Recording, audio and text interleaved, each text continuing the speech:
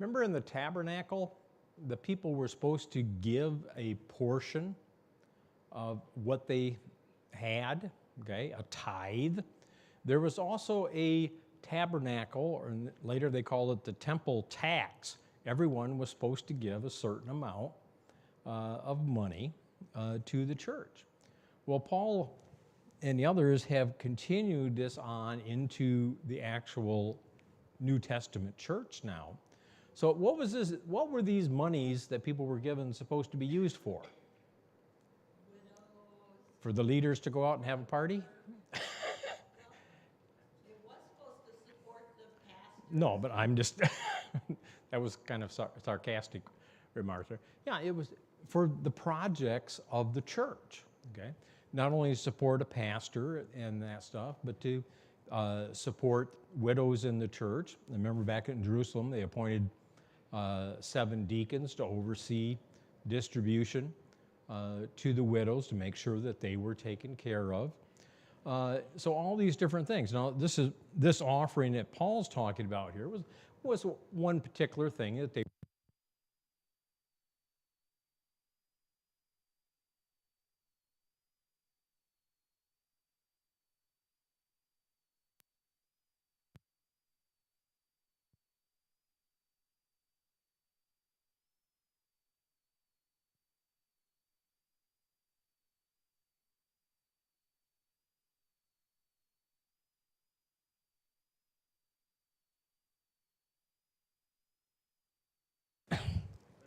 I got a green light. There we go. Okay. As I said, he's making adjustments to our system back there. So they were supposed to lay up, in other words, keep contributing to this offering. So they were supposed to do that so that when Paul actually came back to Corinth, that there wouldn't be one big offering taken up. Now, why would you want to spread it out instead of just doing it all at once? So people can budget it. So people can plan for it. Okay. Now, sometimes we do take up special offerings, and a lot of times, if we let people know about it ahead of time, okay, we seem to have better offerings, if you will, instead of, oh yeah, in today. Part of our offering tonight is going to go to such and such. Well, people may not have planned for that. Okay, so they didn't bring extra to put in the offering. But Paul's saying, plan this out. Okay. The other thing is, if Paul was present when they took up the offering, there might be a little extra pressure on people to give. And they may not have had the money with them, but if you're spreading it out and planning for it, okay, the total offering is probably going to be more. Now, we've had fundraisers for certain things.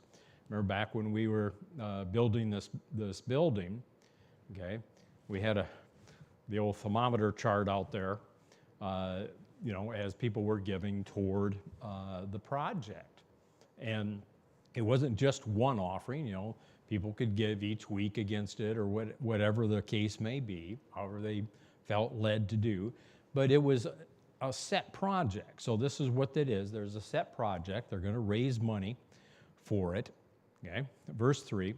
And when I come, whosoever ye shall approve by your letters, them will I send to bring your liberality unto Jerusalem, the words, your gifts unto Jerusalem. And if it be meet that I go also, they shall go with me. So Paul, when I get there, okay, we're going to plan to send this money to Jerusalem, to the churches there in Jerusalem, to help them, whether it be someone appointed by you there in the church to take the money, or if they travel with me. Okay, this is what the plan is. There's a goal in mind. Verse 5, and I will come unto you when I pass through Macedonia, for I do pass through Macedonia. He said, this is going to happen. Okay, but when?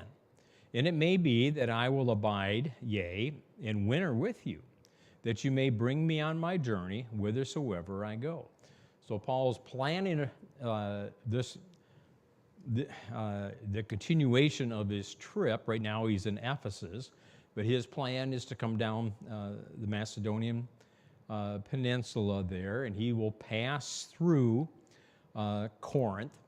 Now it's going to be a little while because he's planning on staying there in Ephesus through Pentecost, which is in the springtime, and it'll be the next, sometime over that summer and the fall. And he's planning on staying there a while because he's planning on staying with them through the winter, that next winter.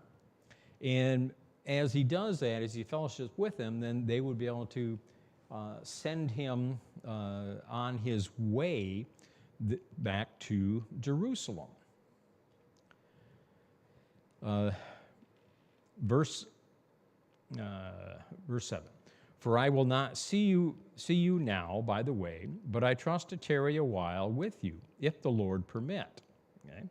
Again, all of us, Paul has plans, but the Lord may change his plans. It says, as the Lord permits. But I will tarry at Ephesus until Pentecost, and a great door, and effectual, is opened unto me, and there are many adversaries. Okay? He's at Ephesus. He's been there a while, but it's a great work that's going on. Lots of people that they're ministering to are coming to know the Lord. The church is growing. But of course, whenever the church is growing and people are accepting Christ, what happens? The Jews come. Sometimes the opposition is from the Jews, but adversaries, okay?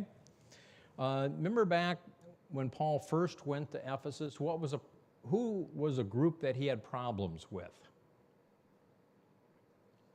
They wanted the business guy, the goldsmiths, the silversmiths, okay? Because they saw their livelihood being diminished because people were accepting Paul's God. And they were not worshiping Diana of Ephesus. They weren't buying the little idols. And, the silversmiths were losing business. How dare that happen? Okay? So as they see their livelihood threatened, it's a problem. Okay? But Paul says there's a great work. But with every great work, there's adversaries that pop up as well. Verse 10. Now if Timothy, come, see that he may be with you without fear, for he worketh the work of the Lord, as I also do. Let no man therefore despise him, because he's young, but conduct him forth in peace, that he may come unto me, for I look for him with the brethren. So Timothy at this point in time is doing some traveling for Paul. Why would Paul need other people to travel for him? Can't be everywhere at once. Yeah, there's lots of needs. Okay, and this young man Timothy. Now Paul didn't have any children of his own, but he really looked at Timothy like his own son. Okay, like a son. That was that kind of relationship. So Paul mentions Timothy in a lot of his different writings, that Timothy is part of his group, if you will, his missionary adventure. And Timothy, at different times, is traveling around for him. And that happens to be the case here. Timothy was going to be through Corinth. And, when Timothy comes, yeah, he's a young man, but listen to what he has to say. Because who is he speaking for? Who taught Timothy? Paul did. Okay. So, and he's speaking for God, but Paul's saying, listen to what the young man has to say. Don't just turn him off because he's young. Okay. Listen to him. He's been instructed in what he's supposed to tell you all. Okay. Don't despise him. Okay. Support him. Verse 12. As touching our brother Apollos, okay? Apollos was mentioned in the early part of 1 Corinthians here as what? Huh? He's an evangelist. But what was one of the problems that Paul addressed in the early part of this book? Well, he wasn't fully trained. That's in a different place. Remember the divisions they had? I am of Apollos, I am of Paul, I am of Christ. Well, it's just who they were following, okay? And what was Paul's address to that? Knock it off, yeah. What's the matter with you people? We're followers of God. You're not supposed to be followers of an individual. Yes, Apollo is a great speaker. Okay? He's a great orator. He really can, holds a crowd's attention. But don't just follow him because he's a good speaker. Okay? Who's he talking? Who is Apollos talking about? He's talking about Christ. Okay? Don't follow an individual. So the people there know who Apollos is. Okay? I greatly desired him to come unto you with the brother. In other words, those Timothy and the others that are going over to Corinth. Paul wanted Apollos to travel with them, but his will, Apollos' will, was not at all to come at this time. In other words, Apollos has other plans. God's directing him different direction. But he will come when he has convenient time. Okay? He can't come right now. He's busy with other work, but when he can, he plans on stopping through there, just like the other ones that are coming. Okay? Watch ye, stand fast in the faith, quit ye like men, be strong. A little encouragement to the believers there. Hard times may come, okay? But stand fast in the faith. Okay?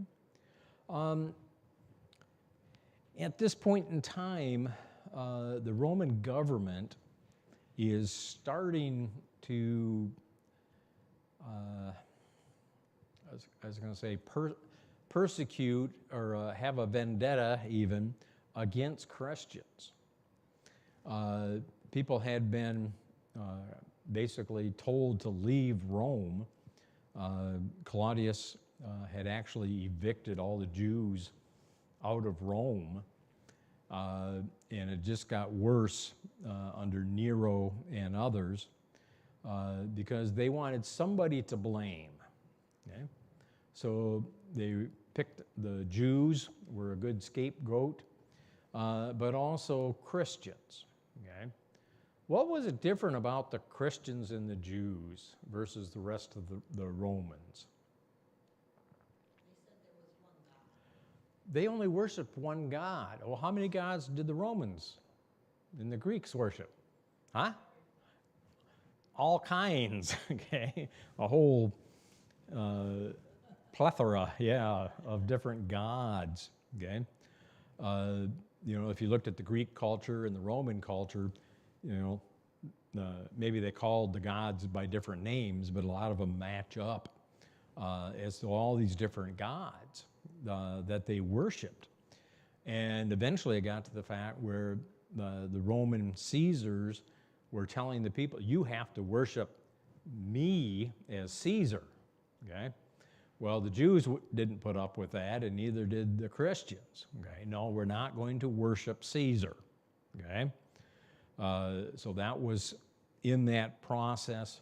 How often did you have to worship, if you were a Roman, how often did you have to worship Caesar? Make a public display? At least once a year. Once a year, okay?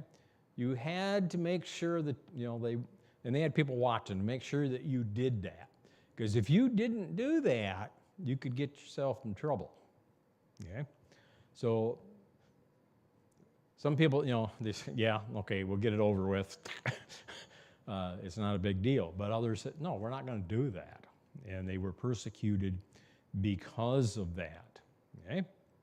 Let all your things be done with charity. Okay, we looked at chapters 12 and 13 there, where Paul was talking a lot about charity, okay? Charity being love.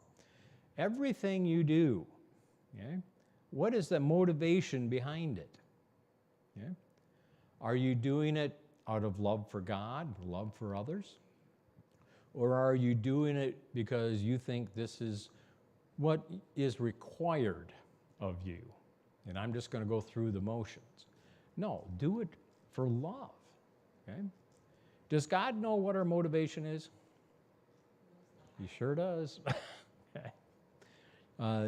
God knows whether we're just doing it out of because we have to do this, or are we doing it willingly, okay, as unto God with a loving spirit.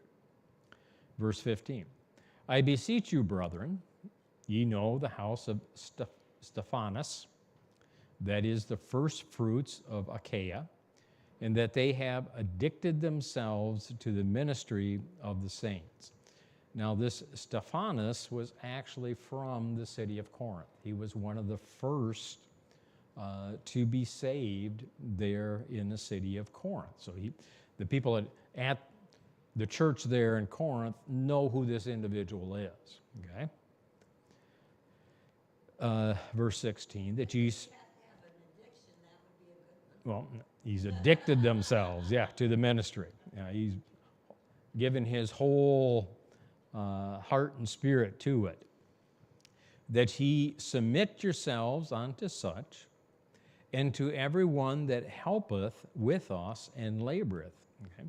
So Stephanas has become a part of Paul's ministry, okay, working with them. Verse 17, I am glad of the coming of Stephanas and Fortunius and Achaeus, for that which was lacking on your part, they have supplied.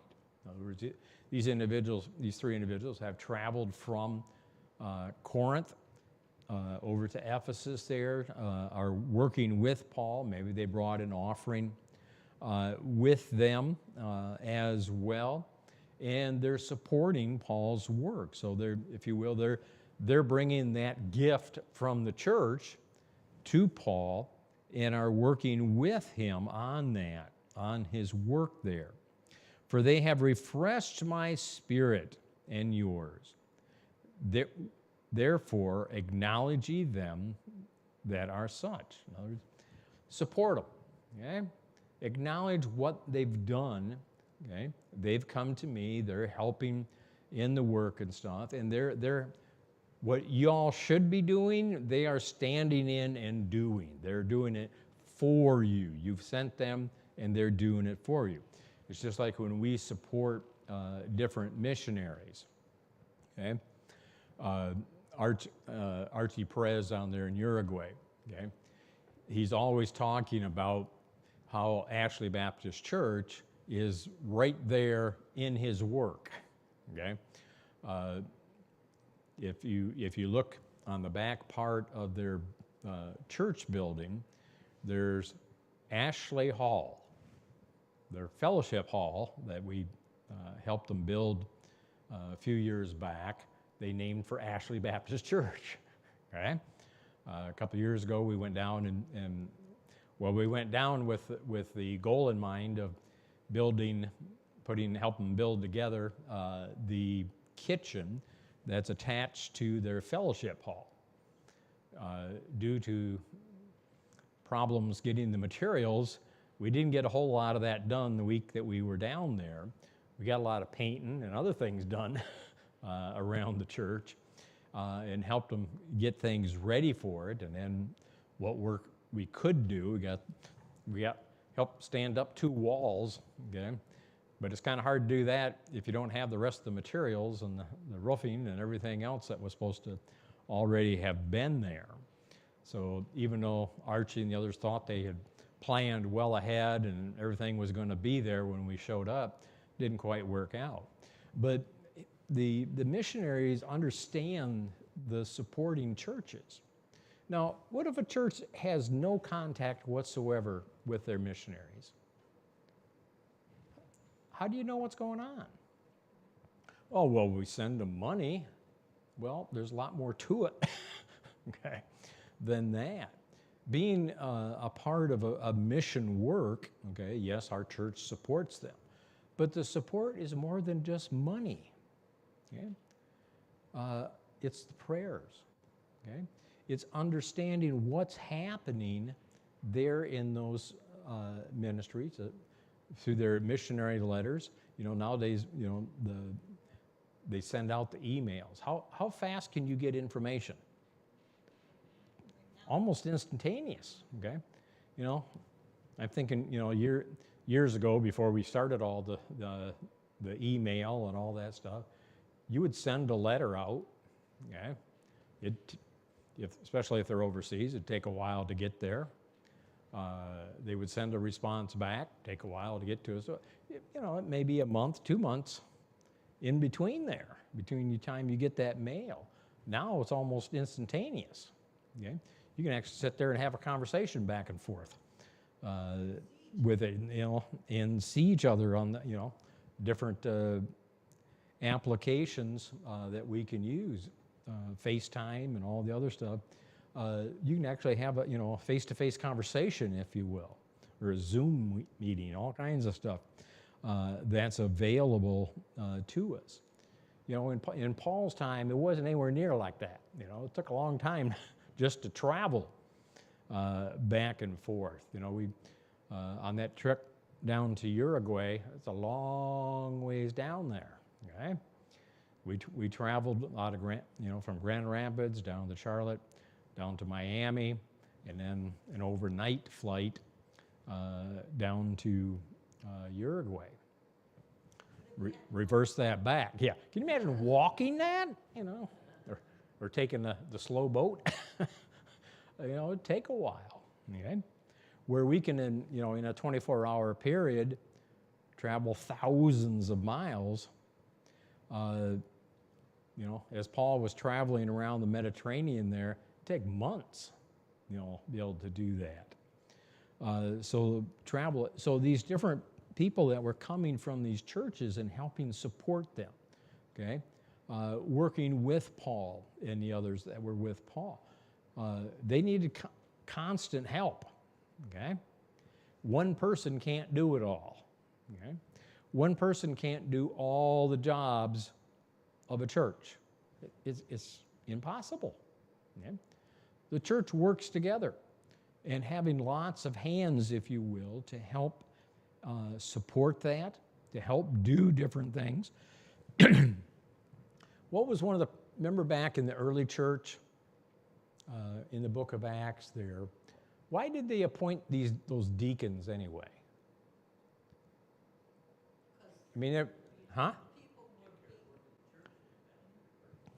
Okay, they appointed the deacons to do a particular job, if you will, okay? They were supporting the widows. So what did that do for Peter and the other apostles and the leaders of the churches? It freed them up to spend their time on the ministry, okay? Actually preaching, teaching, instructing people, okay? Instead of waiting tables, as Peter put. Say, hey, you know, we have a job we're supposed to be doing, and we can't do it because we're spending so much time doing these other things. Okay? Well, Paul and the others ran into the same problems as they traveled around. If Paul, okay, was going to spend his time preaching, praying, other people needed to be doing different things as well. And a lot of these other people that traveled with them helped with that, and especially this group that had come from the Corinthian church there. Verse 19, the churches of Asia salute you. Aquila and Priscilla salute you much in the Lord with the church that is in their house. Aquila and Priscilla, where did they come from? They were early involved in Paul's ministry. Okay. he first ran into them during his first time in Corinth there, as they were establishing the church. Originally, this couple had been in Rome when Claudius Caesar expelled all the Jews from the city of Rome. Aquila and Priscilla, who were of Jewish background, had to leave the city. They went to the city of Corinth. You remember what their occupation was? I mean, how did they make their living? Tent makers. What was Paul by trade? A tent maker. So he actually worked, he mentions in the book of Acts there that he worked with them at their trade to help support his ministry. He worked with them. Now, Aquila and Priscilla are now in Ephesus, where Paul is. Okay? They had moved to Ephesus. Later, they would move back to the city of Corinth and eventually back to the city of Rome. We catch up with them later there. Okay? But they were really involved in Paul's ministry. Even here in Ephesus, they've opened their house not only to support Paul and those of the group, but they're using part of their house as a church where the church can meet. Okay? They've opened their house to that. Okay? All the brethren greet you. Greet one another with a holy kiss. Okay? Now, we don't go around most of the time kissing each other. Okay? But the culture then is that's how they greeted each other. What do we do to greet each other? Shake hands, sometimes hug. Now, when we went down to Uruguay, okay, the custom down there is completely different when you greet people. Okay. Now, the first time that the group went down, the people in the church there were greeting everybody the way they normally do. In other words, you hug and kiss. You know, they kiss you on the cheek and that. Now, when we went down, they had been warning their people, don't do that. They just shake hands. It really messed us up because we had Titus so convinced, okay, that he was going to get all kinds of hugs and kisses from the girls down there. I only think he only got a couple. And it's like, you just blew all the way, you know, what the plan was here, okay? But, you know, that's the way they greet people, okay? So the custom of greeting to show affection for one another, to show your concern, was this holy kiss, okay? We shake hands, give a hug, okay? That's how we show affection, okay? And greet one another, okay? So make it a part of your greeting, if you will. Show your concern about people, okay? Now, if you've ever walked into a church and nobody's greeting each other, it's a strange feeling. Okay? Hopefully, when people come in, you know, people are greeting. That's why we have people back by the door to greet people. When they come in, people say, hello, glad you're here, welcome. You know, make them a part of the worship service, not why are you here type thing. You know, I've been places where I got asked that question. It's like, what do you mean, why am I here? I come to worship. You know, isn't this a church service? But it's, you know, you're an outsider. You're not part of us. And it's a very strange feeling if you ever run into that. Okay? But greet each other. Okay? Verse 21. The salutation of me, Paul, with mine own hand. What's the significance of that? Right. He had a problem with his eyes, okay, his eyesight. Okay? So normally he had a scribe, in different places we're told different names, of someone who actually, you know, Paul would dictate it and this individual would write it out. Okay? Paul had to write big. Yep. So the fact that Paul put his signature, okay, so that everyone could see it, okay? Now, even though at the beginning he says this, from Paul, but everybody understood this really is from Paul. See, his signature is right here, okay?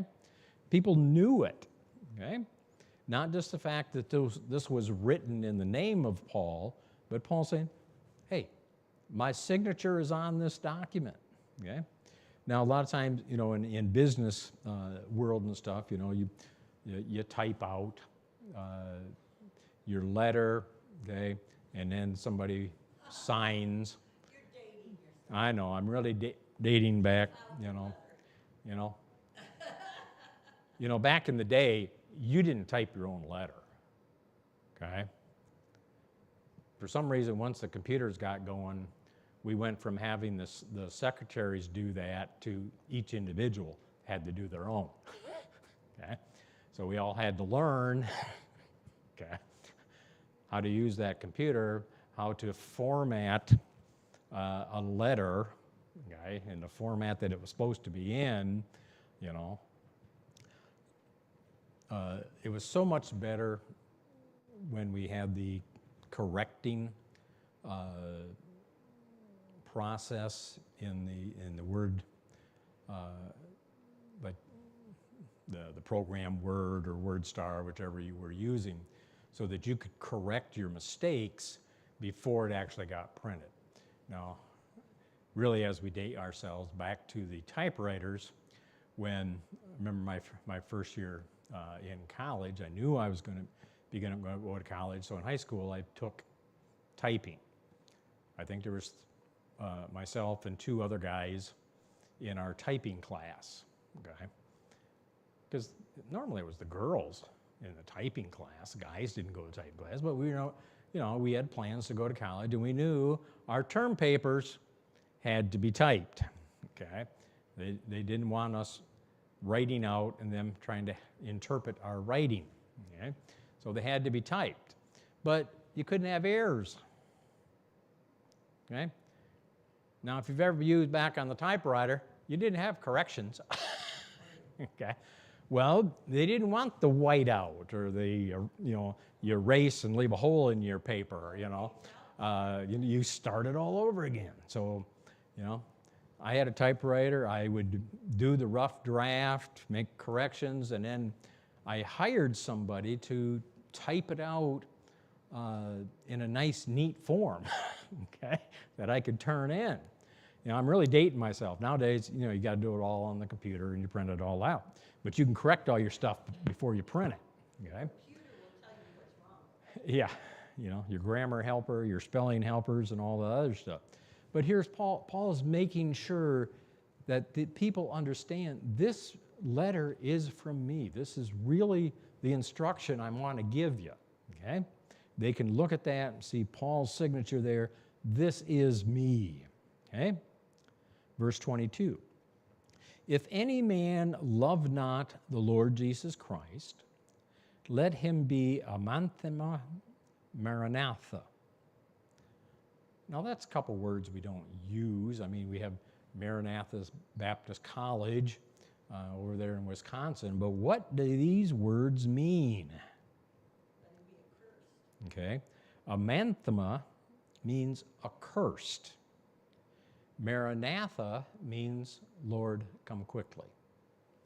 So if you don't love Jesus Christ, you're accursed. Okay? Christ is coming. Okay? But if you're trying to fight against Jesus Christ, you're accursed. Okay? So Paul was, within the different churches, and Paul mentions this many different times, there were people coming in and preaching against Jesus Christ. Well, what's the church about? Jesus Christ. So if you got people coming in and preaching against that, it's completely against what the church is all about. Okay? So they should be accursed. Verse 23. The grace of our Lord Jesus Christ be with you. My love be with you all in Christ Jesus. Amen. Does Paul care about those individuals in these different churches? What about ones he's never met? Yeah. How often is Paul praying for the churches? Yeah, every day, okay? It's constantly on his mind. He's concerned about what's happening in these different churches. And he, as we see through the different books that he's written, he's really very interested in these people that are traveling because he wants information about their churches. Okay? What's happening? Okay? How can I help? Where did Paul get all this information about issues in the church at Corinth that he addressed in this book? Okay? People traveling through, some people directly from that church that give him updates and stuff. They actually had written him a letter addressing a couple things that they wanted his opinion on. So various ways, so Paul's addressing these different issues that have come up. Okay?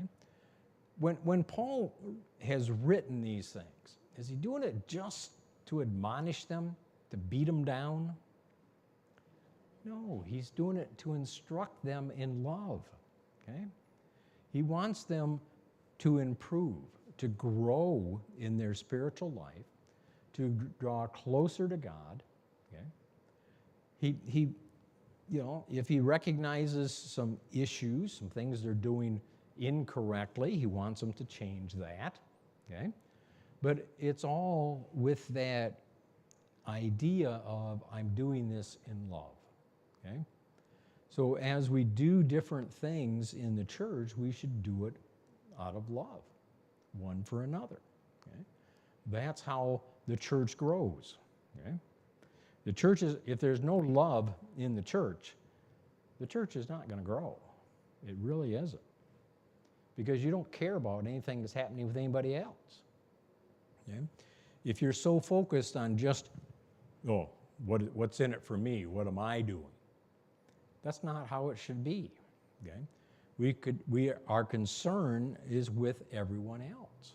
Okay? Is there problems? Okay? Do we need to do something about this? Do we need to do something about this? Is someone having a medical problem? Okay? And if they are, is there something that we can do? Okay? Can we go visit them? Maybe provide a meal for them or something? Pray for them, definitely. But what is it that we can do to help that individual? Okay? That's all wrapped up in this love that he's talking about here, that love one for another in Jesus Christ. Lord, we thank you so much for the opportunity we have this morning, Lord, to